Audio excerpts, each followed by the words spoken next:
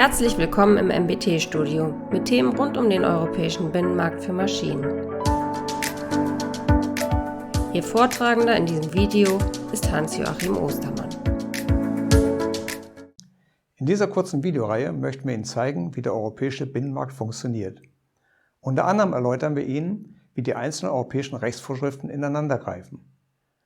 Diese Videoreihe ist dazu unterteilt in 6 einzelne Videos. Wir fangen in diesem Video an mit einer kurzen Einführung, alles pragmatisch. In den folgenden Videos erläutern wir Ihnen den europäischen Binnenmarkt und darauf den neuen europäischen Rechtsrahmen. Das ist der Rahmen, in dem sich nach dem Willen des europäischen Gesetzgebers zukünftige Rechtsvorschriften bewegen sollen. Darauf folgt das Thema harmonisierte Normen. Auf Anhang 1 der Maschinenrichtlinie und diesen Normen baut letztendlich die ganze Maschinensicherheit auf. Im Video Marktüberwachung stellen wir Ihnen vor, wie die Einhaltung der Vorschriften überwacht wird. Und im letzten Video dieser Reihe sehen wir uns an, wie funktioniert der Binnenmarkt zusammen mit dem Arbeitsschutz. Alle Maschinen, die hergestellt werden, werden schließlich von Arbeitnehmern als Arbeitsmittel verwendet. Fangen wir an mit dem ersten Thema. Alles pragmatisch. Sehen wir uns einmal an, welche Meinung einige Hersteller zu den europäischen Rechtsvorschriften haben.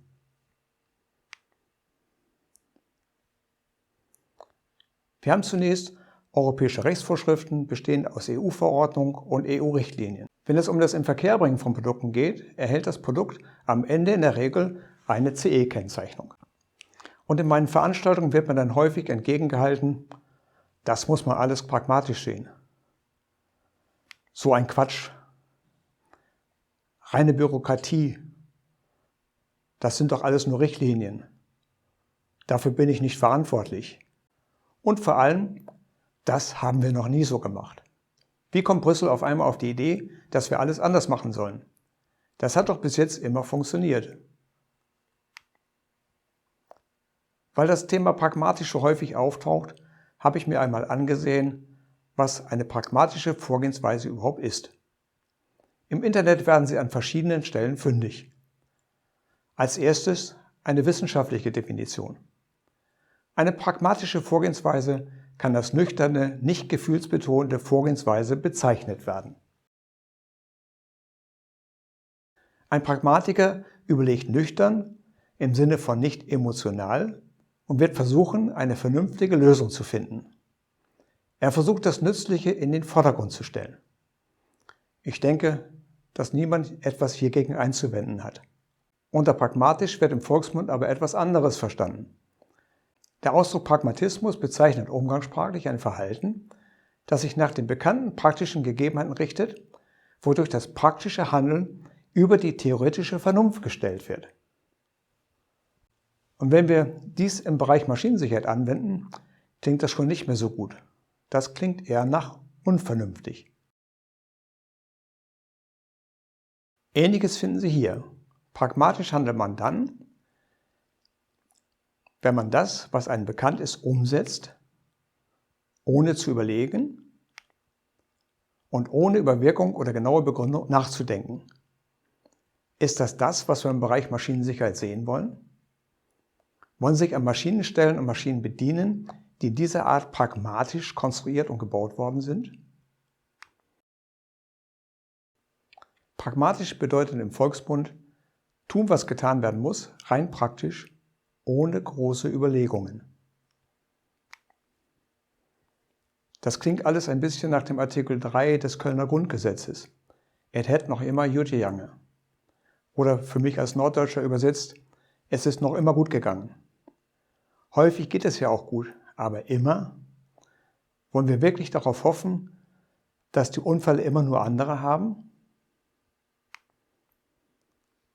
Insofern wollen wir uns die europäischen Rechtsvorschriften einmal ansehen und überlegen, wie wir der wissenschaftlichen Definition näher kommen. Ist Ihnen bekannt, dass die Maschinenrichtlinie schon seit 1995 angewandt werden muss? Die Niederspannungsrichtlinie sogar schon seit 1974? Und wenn Sie jetzt vielleicht feststellen, dass Sie beim Thema CE noch Lücken haben, dann sind Sie in dieser Vortragsreihe genau richtig. Bilden Sie sich und Ihre Mitarbeiter und Kollegen vernünftig aus.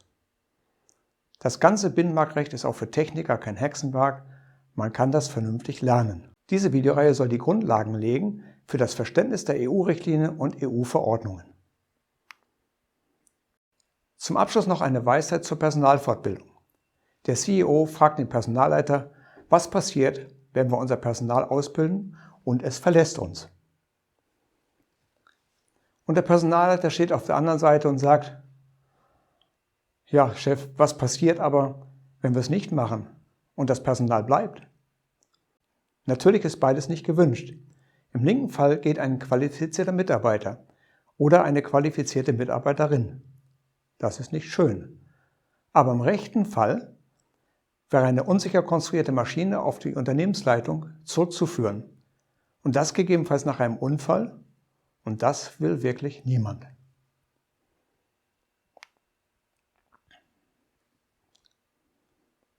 Damit ist das erste Video beendet.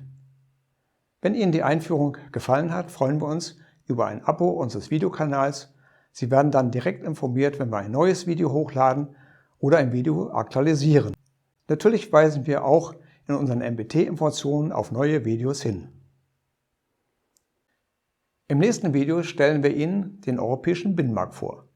Um das nächste Video der Reihe zu sehen, klicken Sie einfach hier unten auf das nächste Video oder dort oben auf die Playlist mit allen Videos dieser Reihe.